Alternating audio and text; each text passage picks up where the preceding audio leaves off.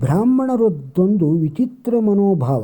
ಹೌದು, ಬಹಳಷ್ಟು ಬ್ರಾಹ್ಮಣರಿಗೆ ನನ್ನ ಈ ಮಾತಿನಿಂದ ಅಸಮಾಧಾನವಾಗಬಹುದು. ಆದರೆ ಸತ್ಯ ಕಹಿಯಾದರೂ ಅದು ಸತ್ಯವೇ ಅಲ್ಲವೇ? ಸತ್ಯ ಏನೆಂದರೆ, ಹೆಚ್ಚಿನ ಬ್ರಾಹ್ಮಣರಿಗೆ ತಮ್ಮ ಬ್ರಾಹ್ಮಣ್ಯದ ಮೇಲೆ ಅಭಿಮಾನ ಬೇಕು, ಆದರೆ ನಿತ್ಯ ಜೀವನದಲ್ಲಿ ಅದರ ಅನುಷ್ಠಾನ ಬೇಡ. ದೃಷ್ಟಾಂತ ಕತೆ ಹೇಳಿ ಬಳಿಕ ವಿವರಣೆಗೆ ಬರುತ್ತೇನೆ. ಈ ಕತೆ ನನ್ನ ಸ್ವಂತದ್ದಲ್ಲ, ಖ್ಯಾತ ವೈದಿಕ ವಿದ್ವಾಂಸ ಭಟ್ಟರು ಹೇಳಿದ್ದು. ಒಬ್ಬ ಗಾಯತ್ರಿ ಉಪಾಸಕ ಇದ್ದನಂತೆ. ಆತ ಅನೇಕ ವರ್ಷಗಳ ಕಾಲ ಗಾಯತ್ರಿ ಮಂತ್ರದ ಉಪಾಸನೆಯನ್ನು ತಪಸ್ಸಿನಂತೆ ಮಾಡುತ್ತಿದ್ದ. ಹೀಗೆ ಎಷ್ಟೋ ವರ್ಷಗಳ ತಪಸ್ಸನ್ನಾಚರಿಸಿದರೂ ಗಾಯತ್ರಿಯ ಸಾಕ್ಷಾತ್ಕಾರವಾಗಲಿಲ್ಲ. ಆತನಿಗೆ ಇದು ಮನಸ್ಸಿನೊಳಗೆ ಹೋಗಿ ಕಾಡುತ್ತಿತ್ತು. ಇಂಥ ಸಂದರ್ಭದಲ್ಲಿ ಯಾರೋ ಒಬ್ಬ ಜಾದೂಗಾರ ಊರಿಗೆ ಬಂದ.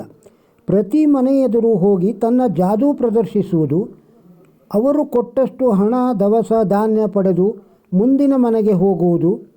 ಆತ ಈ ಗಾಯತ್ರಿ ಉಪಾಸಕನ ಮನೆಯ ಅಂಗಳಕ್ಕೂ ಬಂದ. ಅಲ್ಲಿ ಬಟ್ಟೆ ಒಣಗಿಸಲು ತಂತಿ ಕಟ್ಟಲಾಗಿತ್ತು ಮತ್ತು ಅದರ ಮೇಲೆ ಒಂದು ಅಂಗವಸ್ತ್ರವನ್ನು ಹರವಿಡಲಾಗಿತ್ತು.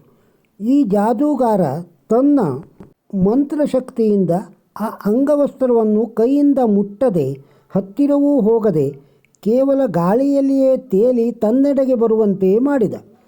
ಇದನ್ನು ನೋಡಿ ಈ ಗಾಯತ್ರಿ ಉಪಾಸಕ ಬೆರಗಾದ. ತಾನು ಇಷ್ಟು ವರ್ಷ ಗಾಯತ್ರಿ ಉಪಾಸನೆ ಮಾಡಿದರೂ ತನ್ನಿಂದ ಏನೂ ಸಾಧನೆ ಮಾಡಲಾಗಲಿಲ್ಲ. ಈ ಜಾದೂಗಾರ ಇದನ್ನು ಸಾಧಿಸಿದ ಅಂದರೆ ಈತ ತನಗಿಂತ ಶಕ್ತಿವಂತನೇ ಇರಬೇಕು ಎಂದು ಭಾವಿಸಿ ಆತನನ್ನು ಮಾತನಾಡಿಸಿದ. ಆತನ ಈ ಸಾಮರ್ಥ್ಯದ ರಹಸ್ಯವೇನೆಂದು ಕೇಳಿದ. ಅದಕ್ಕೆ ಜಾದೂಗಾರ ತಾನೊಂದು ಭೂತವನ್ನು ವಶಪಡಿಸಿಕೊಂಡಿರುವುದಾಗಿಯೂ ಅದು ತಾನು ಹೇಳಿದ ಕೆಲಸ ಮಾಡುವುದಾಗಿಯೂ ಹೇಳಿಕೊಂಡ.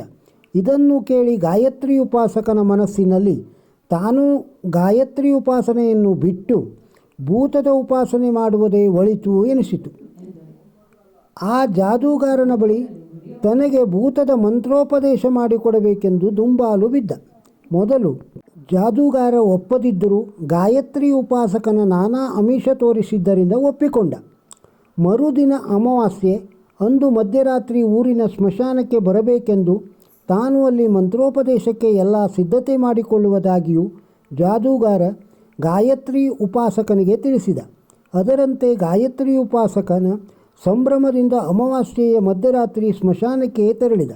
ಅಲ್ಲಿ ಜಾದೂಗಾರ ಎಲ್ಲ ಸಿದ್ಧತೆ ಮಾಡಿಕೊಂಡು ಈತನಿಗಾಗಿ ಕಾಯುತ್ತಿದ್ದ. ಗಾಯತ್ರಿ ಉಪಾಸಕನಿಗೆ ಭೂತವನ್ನು ವಶಪಡಿಸಿಕೊಳ್ಳುವ ಮಂತ್ರೋಪದೇಶವನ್ನು ಮಾಡಿದ. ಆದರೇನು ಭೂತ ವಶವಾಗಲೊಲ್ಲದು.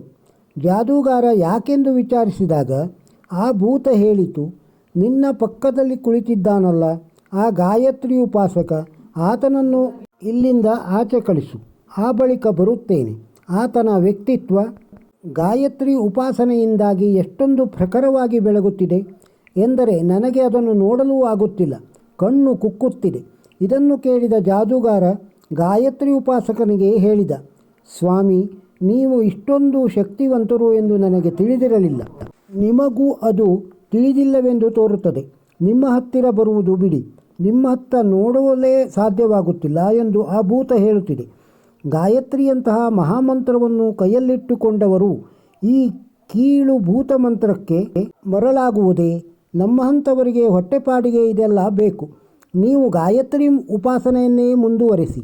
ಜಾದೂಗಾರನ ಹಿತೋಪದೇಶದ ಮಾತುಗಳು ಗಾಯತ್ರಿ ಉಪಾಸಕನ ಕಣ್ಣು ತೆರೆಸಿದವು. ಆತ ಮನೆಗೆ ಮರಳಿದ.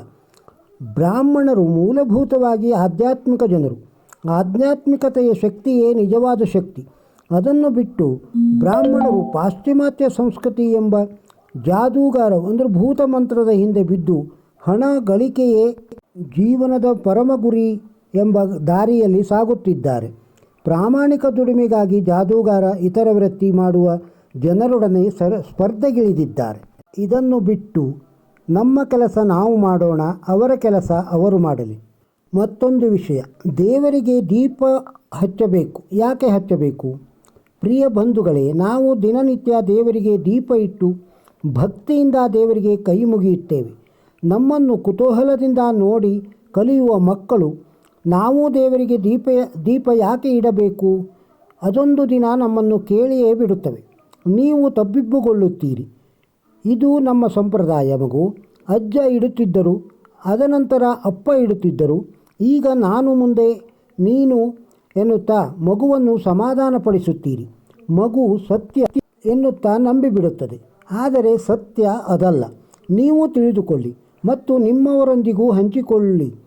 ದೀಪ ಅನ್ನುವುದು ಬರೇ ಬೆಳಕಿಗಾಗಿ ಇಡುವುದಲ್ಲ, ಬದಲಿಗೆ ನಿಮ್ಮ ಪ್ರಾರ್ಥನೆ ಮತ್ತು ಹರಕೆಗಳನ್ನು ದೇವರಿಗೆ ತಲುಪಿಸುವ ವಾಹಕ.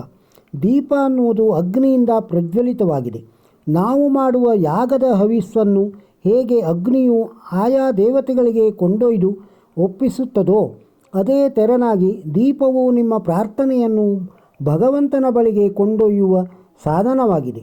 ನೀವು ಯಾವ ದೇವರನ್ನು ಪ್ರಾರ್ಥನೆ ಮಾಡುತ್ತೀರೋ ಆ ಪ್ರಾರ್ಥನೆ ನಿಮ್ಮ ಆ ದೇವರ ಬಳಿ ತಲುಪಲು ದೀಪ ಒಂದು ಮಾಧ್ಯಮ. ದೀಪವಿಲ್ಲದೆ ನಿಮ್ಮ ಪ್ರಾರ್ಥನೆ ತಲುಪಬೇಕಾದ ಜಾಗವನ್ನು ತಲುಪುವುದಿಲ್ಲ. ಹಿಂದೊಮ್ಮೆ ನಾವು ಪ್ರಾರ್ಥನೆ ಮಾಡುವಾಗ ದೀಪ ನಂದಿ ಹೋದರೆ ಅಪಶಕುನ ಅನ್ನುತ್ತಿದ್ದರು. ಯಾಕೆಂದರೆ ನಿಮ್ಮ ಪ್ರಾರ್ಥನೆ ಭಗವಂತನನ್ನು ತಲುಪಲಿಲ್ಲ ಅನ್ನುವುದೇ ಅದರ ತಾತ್ಪರ್ಯ. ಆತ್ಮ ಮತ್ತು ಪರಮಾತ್ಮನ ಮಧ್ಯೆ ಸಂಬಂಧ ಸೇತುವೆ ಒಂದು ಪುಟ್ಟ ದೀಪವಾಗಬಲ್ಲದು. ನೀವು ನಿತ್ಯ ಮನೆಯಲ್ಲಿ ದೇವರಿಗೆ ಅಥವಾ ದೈವಗಳಿಗೆ ಕೈ ಮುಗಿಯುವಾಗ ಪುಟ್ಟ ದೀಪವೊಂದನ್ನು ಪ್ರಜ್ವಲಿಸುವ ಪರಿಪಾಠವನ್ನು ಇಟ್ಟುಕೊಳ್ಳಿ. ನಿಮ್ಮ ಪ್ರತಿ ಪ್ರಾರ್ಥನೆ ಮುಟ್ಟಬೇಕಾದ ಜಾಗವನ್ನು ತಟ್ಟುತ್ತದೆ. ಪ್ರಾರ್ಥನೆಗಳು ಫಲಿಸುತ್ತದೆ. ದೇವರು ಮತ್ತು ನಿಮ್ಮ ಸಂಬಂಧಗಳು ಹತ್ತಿರ ಮತ್ತು ಗಟ್ಟಿಯಾಗುತ್ತವೆ. ಕಾರಣಿಕೆಗಳು ಮಾತನಾಡುತ್ತವೆ. ಇನ್ನು ಮಕ್ಕಳ ಜನ್ಮದಿನಾಚರಣೆಯ ಸಮಯದಲ್ಲಿ ಕ್ಯಾಂಡಲ್ ನಂದಿಸುವುದಕ್ಕಿಂತ ದೀಪ ಪ್ರಜ್ವಲಿಸುವುದು ತುಂಬ ಸೂಕ್ತವಾದ ಆಚಾರವಾಗಿದೆ. ಉರಿಯುತ್ತಿರುವ ಪುಟ್ಟ ದೀಪ ನಿಮ್ಮ ಬಂಧುಗಳ ಹಾರೈಕೆಯನ್ನು ಭಗವಂತನ ಬಳಿಗೆ ಕೊಂಡೊಯ್ಯುತ್ತದೆ. ಯಾರಾದರೂ ಕೆಟ್ಟ ಹಾರೈಕೆಯನ್ನು ಮಾಡಿದರೆ ಅವನ್ನು ಅಲ್ಲೇ ಸುಟ್ಟು ಒಳ್ಳೆಯ ಆರೈಕೆಗಳನ್ನು ಮಾತ್ರ ದೇವರ ಪಾದತಳದಲ್ಲಿಡುವ ಗುಣ ಒಂದು ಪುಟ್ಟ ಹಣತೆಗಿದೆ. ಈ ವಿಡಿಯೋದಲ್ಲಿರುವ ಮಾಹಿತಿ ನಿಮಗೆ ಇಷ್ಟವಾಗಿದ್ದರೆ ಇದಕ್ಕೊಂದು ಲೈಕ್ ಕೊಡಿ. ಇದನ್ನು ಇತರರಿಗೂ ಶೇರ್ ಮಾಡಿ. ನಮ್ಮ ಚಾನಲ್ಗೆ ಇನ್ನೂ ಸಬ್ಸ್ಕ್ರೈಬ್ ಆಗದೇ ಇದ್ದರೆ ಸಬ್ಸ್ಕ್ರೈಬ್ ಆಗಿ. ನಮಸ್ಕಾರ.